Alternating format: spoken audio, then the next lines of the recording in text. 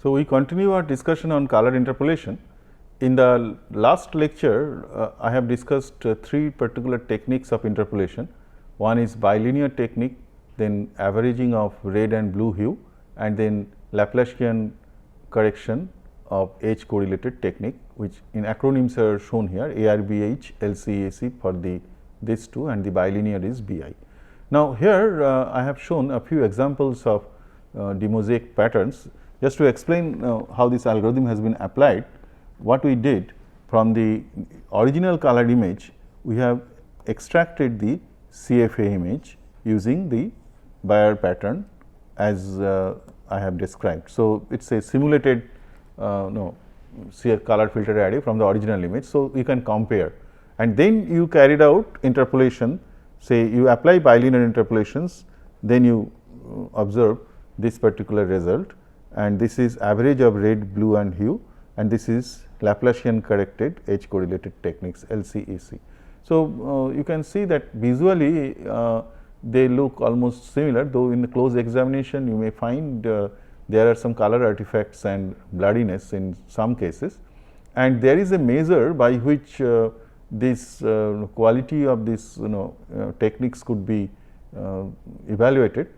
Suppose you consider this image, that is the reconstructed image, and this is your original image. So, you have a pixel value consider at any location, the correspondingly same location of the original. Say this is a location, say let me write this location as x y and same location x y.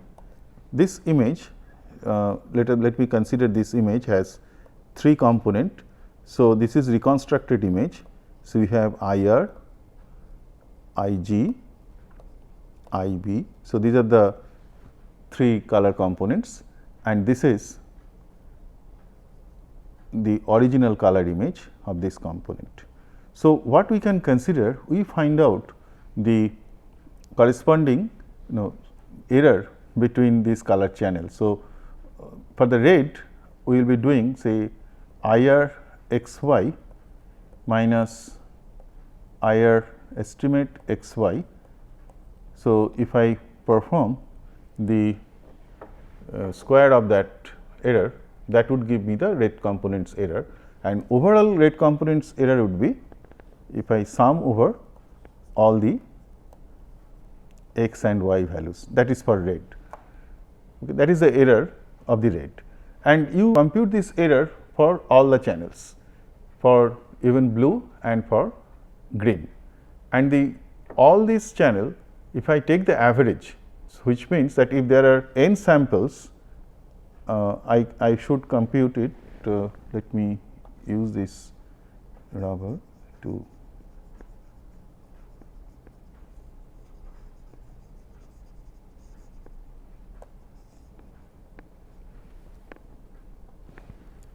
so if there are 3 channels, so I will be writing this expression mathematically in this way, that there are 3 channels. So, let me put those channels C, and C could be either red or green or blue, and if there are n pixels, so what I will do, I will take the average of this error. That means, every sample, every instance is considered for squared deviations of the true values with the predicted value, and count that many number of instances, which is 3n in this case. N is the size of the image for every channel.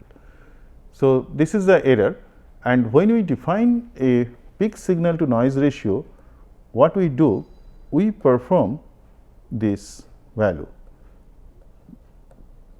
We perform the signal to noise ratio as 255 whole square 2 by E. So, this is this peak signal to noise ratio in terms of ratio. Now, this value, you can see that signal strength has been taken as the constant. That is a very convenient way of expressing. It gives quite inflated measure, but it is very popular in image processing. and then you express it in dB, which is 10 log of this. When you express in this form, then it becomes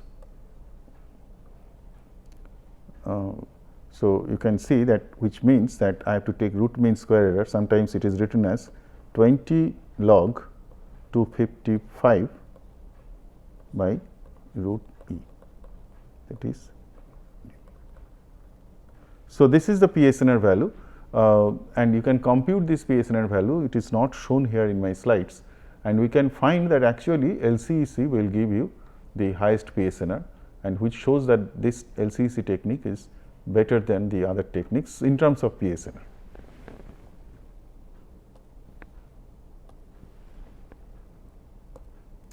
This is another example of reconstruction. Once again, the same experiments have been carried out, only we have shown another example. So, let me discuss one particular exercise to once again to give you to make your understanding better for estimation of the missing spectral samples. So, let us do this exercise. So, it says that you consider the following color filter array whose first row corresponds to the red row and first column of that row corresponds to a green pixel of the Bayer pattern, which means the leftmost and topmost position of the array location in this particular display, that element corresponds to red row and green column in our convention of denoting any location. And then what you are asked to answer the following, that what are the missing components of the central pixel, which has been shown by the bold font and whose value is 45 here. And then you should compute those missing components using bilinear interpolation and average of red and blue hue.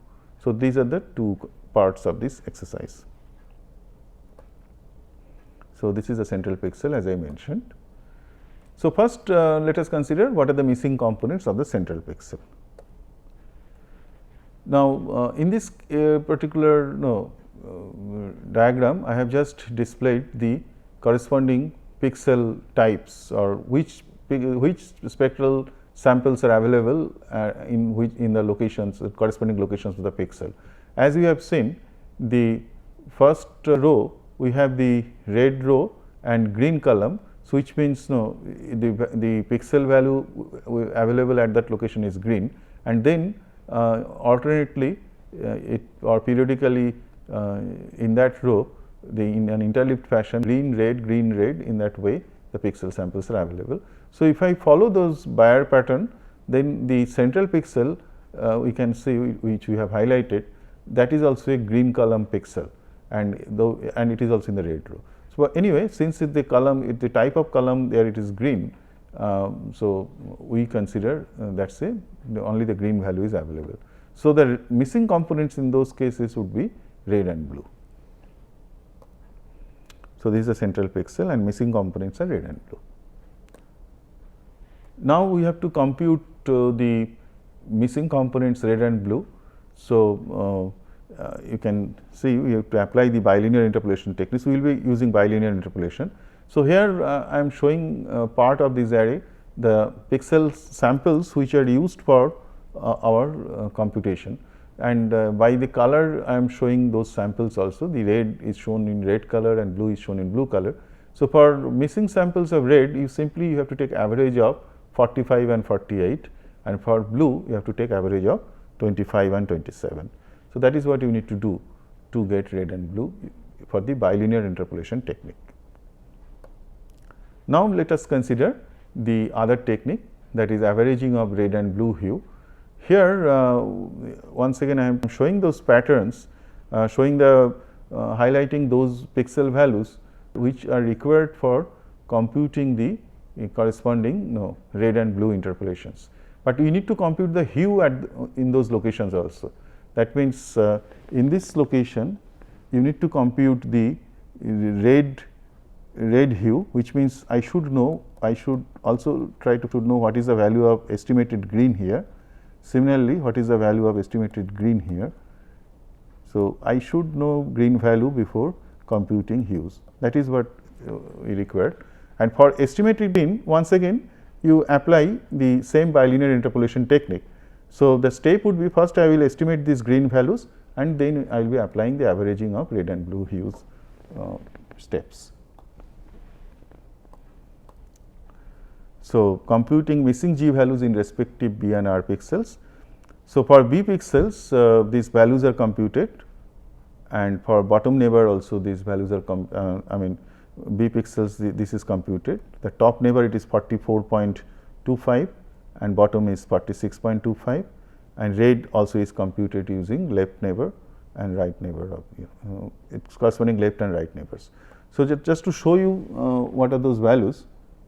So, you can find out here, these values are shown here. So, this is the estimated green in those locations following those rules. So, now you can compute the corresponding hues.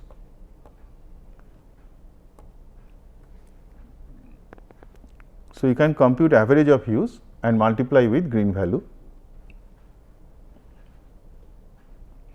So, this is the missing blue. You can see that these are the hues we are computing. So, this is 25 by 44.25. So, corresponding to this location, and 27 by 46.25, and then you have taken the average by dividing it by 2, and then you are multiplying the corresponding green pixel value, and finally, you obtain the missing blue component at this position. So, this value is 25.847.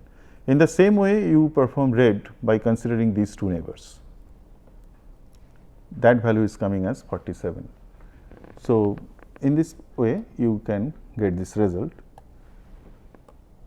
So, there are two major problems of the reconstruction. I talked about blurriness of edges. Even though we can use the less gradient directions, still you can have the edges blurred. So, I have shown by zooming the interpolated image what I have displayed earlier, the dome of the Taj Mahal in that picture, and you can see that there the edges are quite blurred in this zoomed portion, you can see. And also there are appearance of false colors.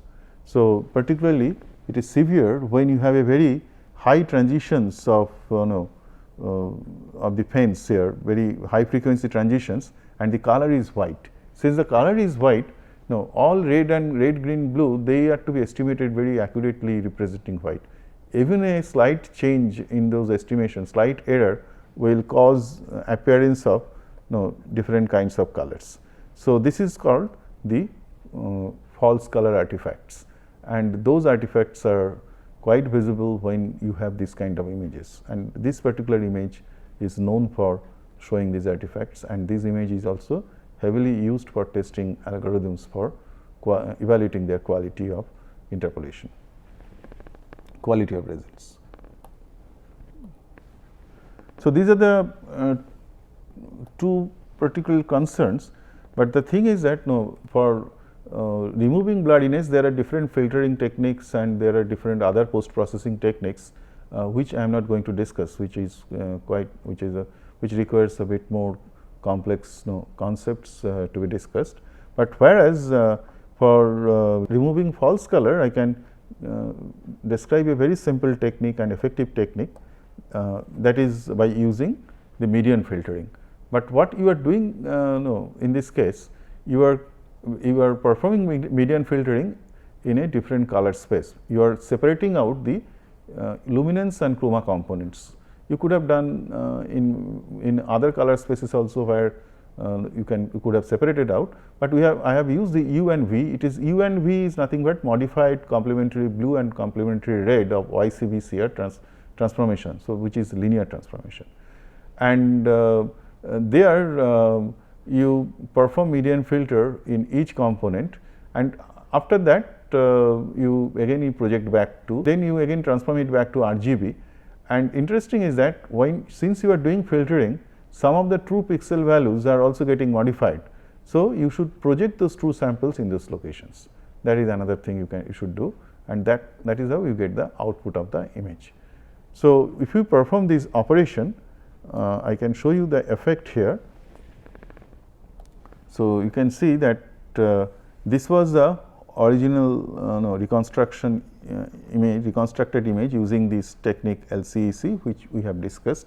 If I apply a 3 cross 3 mask of median, then you can find out these artifacts are getting reduced, and 5 cross 5 also it is reduced, but there is some disadvantage of having larger mask, it will blur the edge also. So, there is a trade off between these. So, this is one example. In fact, we can show also the how the noise gets reduced in the corresponding space of U and V. So, this is typical plot. This plot corresponds to the reconstruction of the lighthouse image what I have shown you before, and in the error of reconstruction of U and V samples using the original interpolation technique LCEC, those errors are plotted against the locations, against the pixel location. So, I have given you the surface plot. The top it is showing the surface plot of error for the U component, and the bottom it is showing the surface plot of error of the V component. So, when we apply the median filter, then we can see the magnitude of this error is getting reduced. So, this is the plot of U. So, this is corresponds to U component, and this is for V.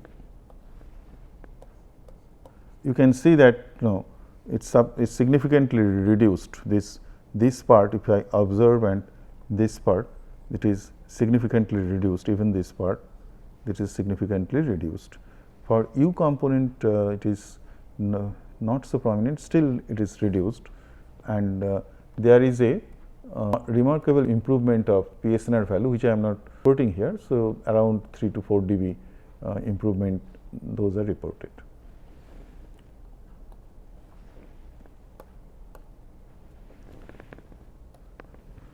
So, with this I will be concluding our topics on in color fundamentals and color processing. So, just to summarize that what are the issues we have covered in this topic, and what are the what is the take home information regarding this particular topic, that color is an important information for interpreting images and videos. Know that, and its understanding of its representation is very important, and we have seen how color could be represented. And it is captured in the RGB color space, but it is not suitable for direct interpretation of color components such as hue and saturation, and that is why there are spaces where you can separate them out. In particularly CIE, which is the international body of colors, and they have recommended a chart which is called chromaticity chart, and it represents colors in a 2D space according to tri-stimulus model of color representation. So, they have standardized the color representation, and it is capable of providing the gamma triangle for reproducing colors. There are various other color spaces that we discussed that is used for processing. In the previous example, I have shown you processing in YUV color space, but there are other spaces also we have mentioned. Using chromaticity chart itself, we have given some examples of processing. That means you can convert from RGB to XYZ, from XYZ to normalized XY chromaticity space, and there you can process the hues and saturation to get different kind of information. So, the other topic, the last topic what we discussed, that is on color demosaicing.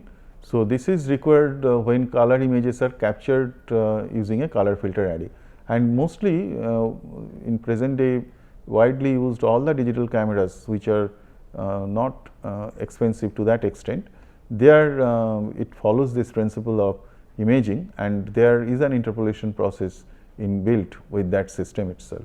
So, it is needed to be interpolated to provide full color information if you get the image in the form of color filter array. And we have discussed also a few problems on color processing. So, those are the some of these problems, that is we discussed on color enhancement through saturation desaturation operation, and we have seen how it could be done with the help of CIE chromaticity chart. That is one operation. Then we discussed also about computing color constancy. There are two particular steps: estimation of color of the illuminants and also correcting colors using the estimated color. Then color transfer is more general computations of transferring colors, which is where the illumination is seemingly coming from a different target image, from a target image or from a source image, and that is a target illumination which is described by a target image, and from there and the color of the source image to be transferred as if it has been illuminated by the illuminator of the target image. So, that is the problem on color transfer. Then in the last examples of processing, we discussed about color interpolation. So, these are the 4 typical color processing of color images that we discussed in this topic. With this, let me conclude my lecture on this color processing and color fundamentals. We will go to the next topic of range image analysis in my next lecture. Thank you very much for your attention.